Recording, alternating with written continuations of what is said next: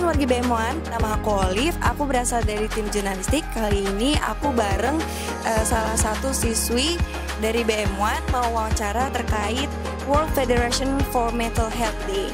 Nah Teh, sebelumnya boleh tahu nggak nama Teteh siapa? Halo Kak Olive, nama aku Salwa dari anggota Eskul KKR. Aku izin bertanya ya Kak, terkait beberapa pertanyaan soal kesehatan mental nih. Silakan. Untuk pertanyaan yang pertama, menurut Kakak pendapat yang tepat, apa yang harus dilakukan para siswa untuk mengatasi stres di sekolah? Oke, untuk mengatasi stres di sekolah, kalau misalnya mungkin dari diri aku sendiri ya. Biasanya aku mencoba nenangin pikiran dulu dan nggak dulu bergaul sama temen-temen. Jadi kayak udah aku berusaha tenangin pikiran. Lalu kalau misalnya emang aku butuh tempat buat cerita, aku datang ke temen aku. Aku curhat hari ini lagi kayak gini. Iya betul, curhat.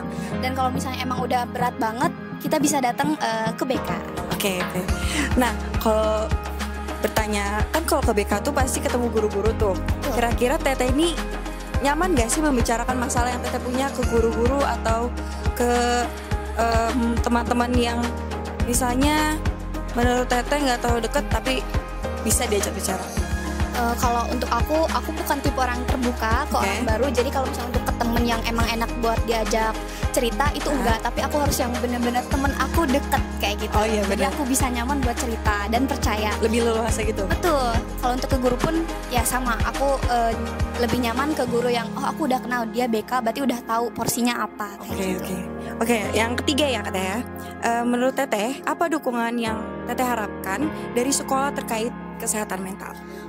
Mungkin seperti acara sekarang ya, buat ngecek kesehatan mental itu aku harapin buat dikembangin lagi ke depannya. Acara-acara kayak gini tuh lebih banyak lagi supaya kesehatan mental siswa-siswi di BM1 itu benar-benar terjaga lewat acara kayak gini. Bener banget. Nah, untuk yang terakhir nih Teh, kira-kira ada harapan Teteh nggak untuk anak muda atau anak remaja, mungkin siswi-siswi BM1 di sini terkait dengan kesehatan mental ke depannya?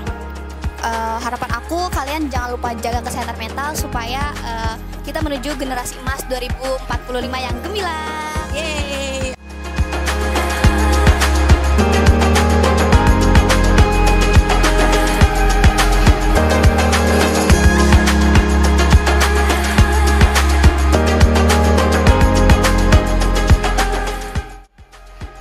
Assalamualaikum wargi BM1, kali ini aku bareng narasumber kita, Ibu Dokter, dan aku mau tanya-tanya terkait World Federation for Mental Health Day.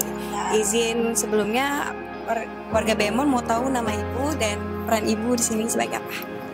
Nama saya Dr. Nabila, saya dari Puskesmas Babakan Madang, dokter di sana. Di sini saya selaku PJ program pemegang jiwa di Puskesmas.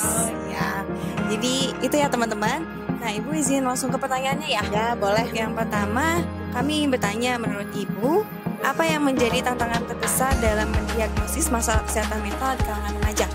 Ini di era sekarang ini kan sudah era teknologi ya.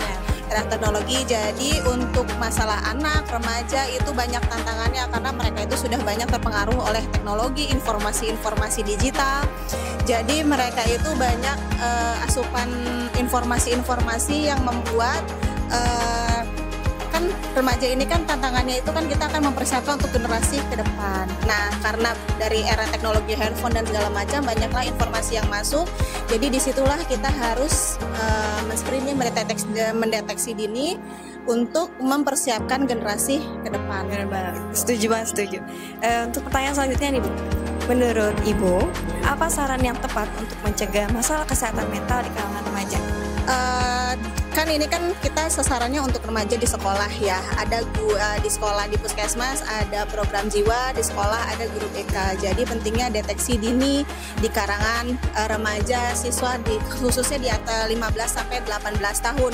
Itu ada form yang kita lakukan sekarang, ada screening SDQ. Nah ya. Jadi